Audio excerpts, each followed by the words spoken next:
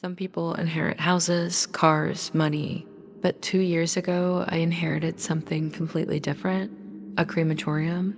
This business, of course, is not for the weak, but it is very profitable because customers in it will always be. I inherited the crematorium from my grandfather. I was his only heiress. I've been through a lot in that time. I have faced the grief and tears of people more than once, and to be honest, I got used to it. At first, I would come home almost sobbing, but soon I got used to it. To the loss, to the pain, to the emptiness that envelops people in the most difficult moments. The images of those who come to the funeral hall remain in my memory, eyes downcast, staring into nothing. It was especially hard for me to look through the viewing window, through which you can see the fire consuming the coffin. It's impossible to forget, but strangely enough, a person gets used to everything, and I was no exception. Cremating people became a routine for me, like for a chef to cook in a restaurant or for a mechanic to fix cars. The work has become part of everyday life, except for the three instances I want to tell you about. It was about 2020, it was still COVID, and we were struggling to get work done. A man came to us to cremate his wife. He'd made an appointment in advance, on the phone, everything as it should be. A particularly beautiful woman, young, so young. She had a lot to live for, children to raise. But I guess it wasn't fate. I don't remember what was said in the cause of death, but I remember that her husband seemed a bit strange to me. He kept rushing us, asking us how we could speed up the process. We explained that as soon as all the paperwork was done, we'd start, but he was impatient, in a hurry, as if it was urgent to burn it right this moment. All I could do was explain that there were certain rules. He even tried to offer money, but I refused. My reputation is more important to me than a one-time bonus. I said no once, I said no a second time, and the third time he looked at me in a way that made me uncomfortable, like I'd ruined his whole life. He turned around and left, slammed the door so hard that it almost flew off its hinges. I stood there watching him with my eyes and looking at Maxim from the side. Maxim is one of my employees, a young guy who recently got a job with us. He just twisted his finger and continued to look at the swinging door. That was the end of our meeting with this not very pleasant man. We went back to work. But a little later, when I had already managed to forget about him, Maxim came in and said that all the papers were ready. The woman's body would be brought in by evening. Well, good. Let them bring it, I answered. Will there be a farewell? He asked, and immediately pressed a button on the remote control, sending another dead man into the oven. No, I said. There will be no farewell. As I said, the coffin with the woman was brought in the evening. It was hardly a coffin, of course. The simplest wooden box made, it seems, from the remnants of boards stolen somewhere at the sawmill. But okay. In 2 years of work, we've seen a lot more than that.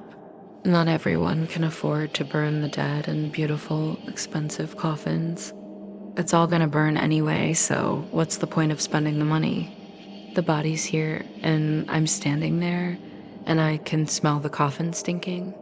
We're supposed to check all this stuff just in case there's someone else in there. The coffin was unloaded. I went to it, and it was nailed shut. I apologize, of course. I turned to the man, but I have to check. I have to open the coffin. There's no way to do that. It's the rules. I don't know if there's someone else in there. You can say goodbye to your wife. We've already said goodbye, the man replied hurriedly.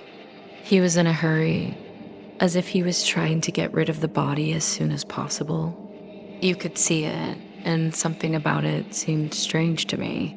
Even then, I had a feeling that something was wrong. But I was used to not asking questions and doing what I had to do. The paperwork was in order, so I just had to finish the job. In 2 or 3 hours, a man could pick up his wife's ashes. Do you have an urn? I asked. No, he replied. In that case, you can buy one from us. You'll have time to do that. I showed him the way. Down the hall and to the right, there's a little shop. He seemed to go, but then he came back, leaned toward me, and whispered quietly so no one would hear. Can you throw the ashes somewhere or scatter them? I'm sorry, but I can't do that, I replied politely, though I could hardly contain myself from being rude. How can you? Your wife died. You didn't even bother to buy a proper coffin, didn't say goodbye, didn't pray, and now you want the ashes to be thrown away somewhere? Even though I don't get involved in other people's business, it didn't seem normal. The man sniffed his nose and said he'd pick up the ashes tomorrow and left, and Maxim started to open the coffin. One by one, he pulled out the nails, and the further the lid was opened, the stronger the smell of decomposition became. Is she rotting in there already? Max hissed. From the smell of it, yes, I answered. Finally, after getting rid of the last nail, we opened the lid of the coffin. Inside was indeed a young girl. I compared her face to the photograph. Yes, it was her. Although the body had already begun to decompose in some places, her face remained in normal condition. How long had she been lying there if the body had already begun to decompose? Max gurgled. The certificate says she died yesterday. No way. She died yesterday and already stinks. I replied. The body was really starting to decompose, especially on the legs and abdomen just below the chest. There were black spots. Well, it's none of our business, I continued. This is our last customer for the day, so get the oven ready and finish everything up. The night guard will be here in an hour.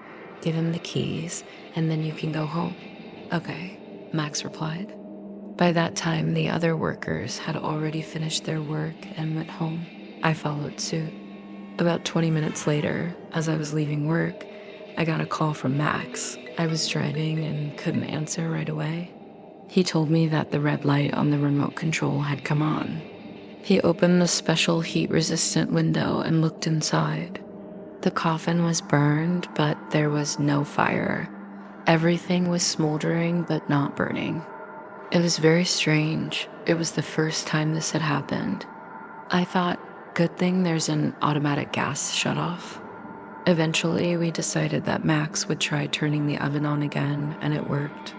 Everything inside hummed, and the flames showed through the viewing window again. I exhaled a sigh of relief and asked Max to call me right away if the situation happened again. When I got home, I called a technician to come and check the furnace for problems.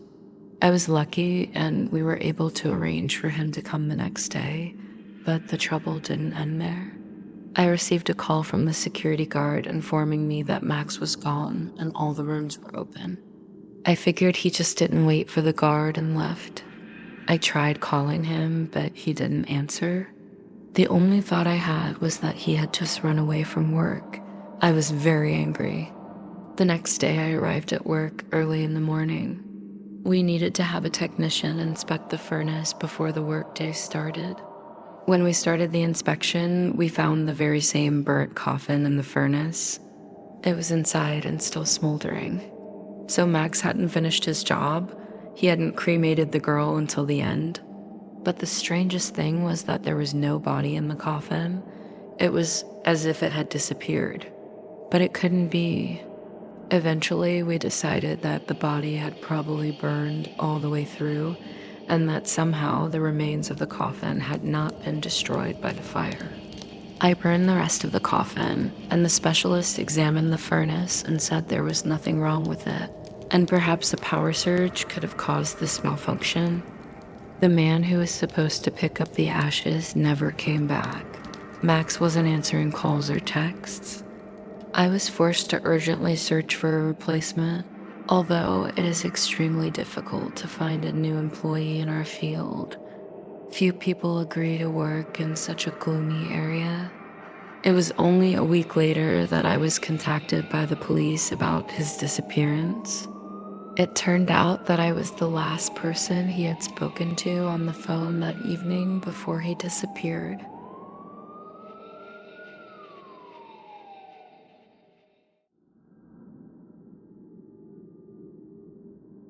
My name is Michael, and a couple of years ago, I worked part time at a crematorium as a night guard. My duties were fairly simple but important: to keep an eye on the grounds to make sure no one got in, and to go around the building twice a night, checking all the rooms.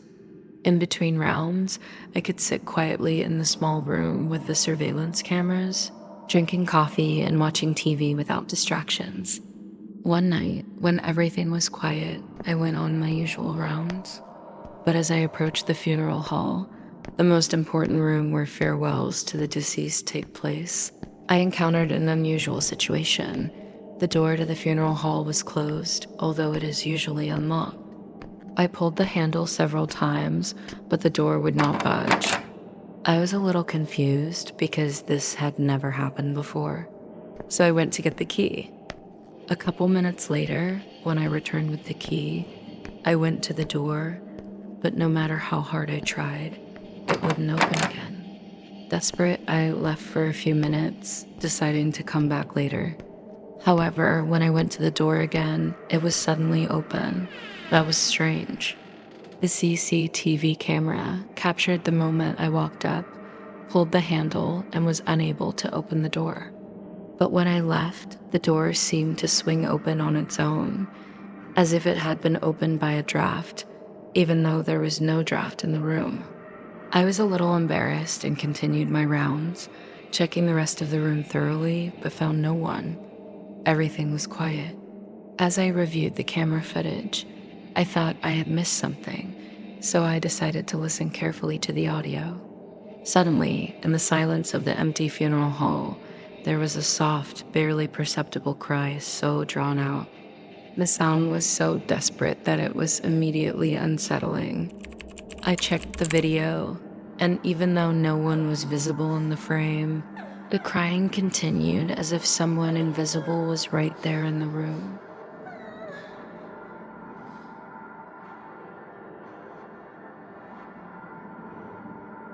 My family owns a crematory, and since my parents retired, the family business was taken over by me. And since I had a lot of responsibilities, I was always in the office at first. That night was no exception. There was a lot of work, papers, reports. I wasn't particularly superstitious, but this building had its own atmosphere. Muffled walls, cold floor, almost always some smell of dampness and elderliness. I settled down on the couch in my office to get some rest because I had an important meeting tomorrow. Tiredness took over and I fell asleep quickly. In my dream, he came, my grandfather. I saw him as I remembered from my childhood when I came to his office. He was sitting at his desk. His gaze was heavy and stern, like when he was teaching me something. "Don't open it," he said quietly, but his words were clear. "Don't open the door if someone comes." Before he could finish, I woke up. At first, I didn't realize where I was or what had just happened. Only then did I feel that strange chill that always fills the office at night. The door leading to the hallway creaked faintly, and I suddenly realized that someone was trying to open it. I flinched and jumped up. At first, I thought it was the guard. He was always in the building at night, checking all the floors, and it seemed to me that it was him who had decided to look into my office. I went to the door and carefully looked through the clear glass, but there was no one there. Forcing myself to calm down, I moved closer to the glass and looked left and right down the hallway from my office. Nothing, but I could clearly hear someone tugging on the knob. It couldn't have been the wind, couldn't have been a random squeak. Something was wrong. I lay back on the couch again, feeling the cold encompass me from head to toe.